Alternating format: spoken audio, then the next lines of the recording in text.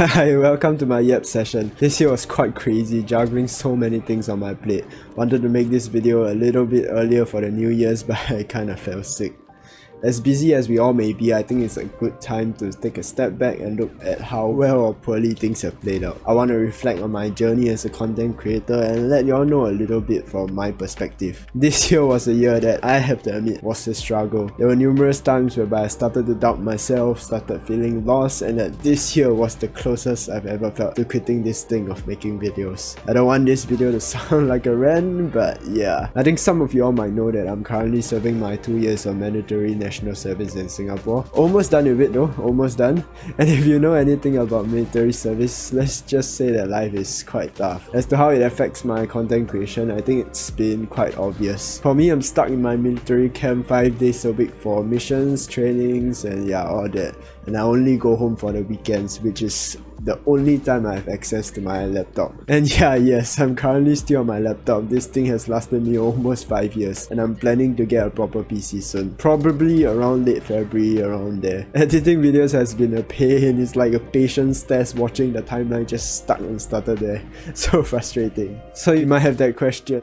How was I still able to make content and post like almost every other day? Honestly, it was quite simple. My schedule was just simply super packed. It was honestly to the point whereby I felt burnt out and lost. And that's the reason why quality of my content have honestly just stagnated over the past year, and that sometimes I don't feel proud of my work. My schedule involves me collating a bunch of video ideas while I'm in camp, only editing the videos and getting all the footage when I'm back on a Friday night. And that means that at the end of the day, the content eventually will have to suffer. And you know, that feeling sucks when you're making things that you're not that proud of, and the results will eventually show for itself. Numbers don't lie, you know. On YouTube, I gained and lost a total or net positive of 15 followers. Got a total of almost 100,000 views, a bit of growth from last year's 90,000. On Instagram and TikTok, okay, it's a bit hard to measure, but I think it's quite obvious. TikTok has literally fallen off so badly.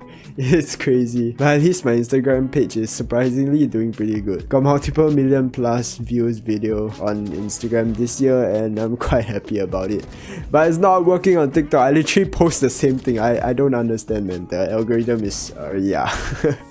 And that's for me to figure out next year. I need to find something that works. On the topic of next year, I think it's time for a bit of change. Not now though, I'll be very honest. For now, I've still no idea in terms of the content direction or what I actually want to make. But we'll expect some changes in late February towards March. I'll start actually making long form content for y'all, so as well as potentially start streaming when I get my hands on a PC. Right now, my laptop runs Valorant at 120 FPS, Fortnite and Apex at 30 to 16 consistent FPS, and I can't even see Iron Man's abs on Marvel Rivals.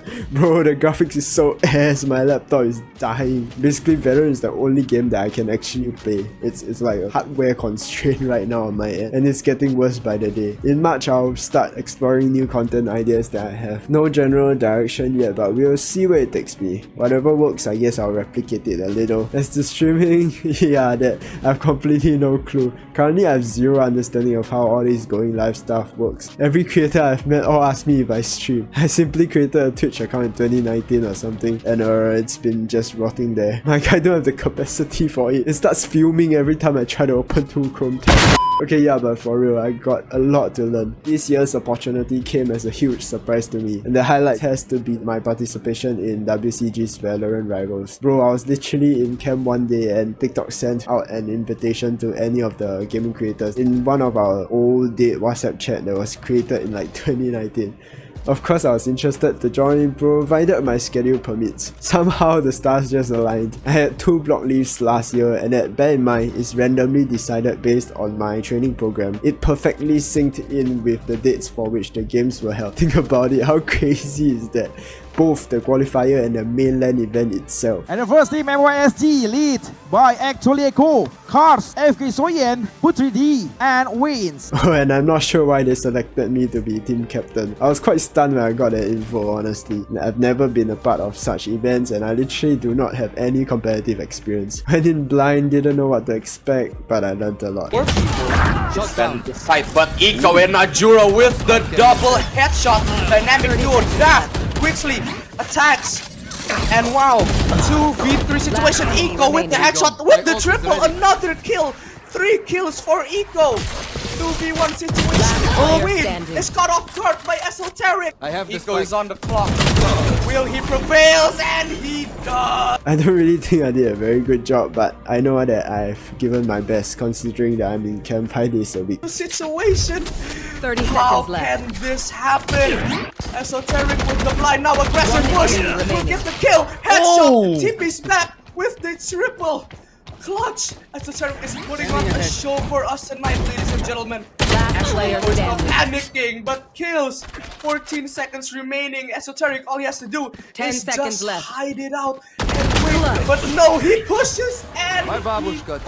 Overall, it was quite fun and that I cannot be more grateful for the opportunity. That being said, I'm probably looking to branch out of just playing and making Valorant content. I think most of y'all would have already felt that the game is running a little stale and that content is getting more and more dry by the day. I want to try other games and make videos that I'm actually proud to share. Let me know in the comments what other games y'all want me to try. With that, I wish all of you an amazing 2025 filled with growth, happiness and success. Let's see what next year brings for us and I'll see you all in my next video. Bye bye!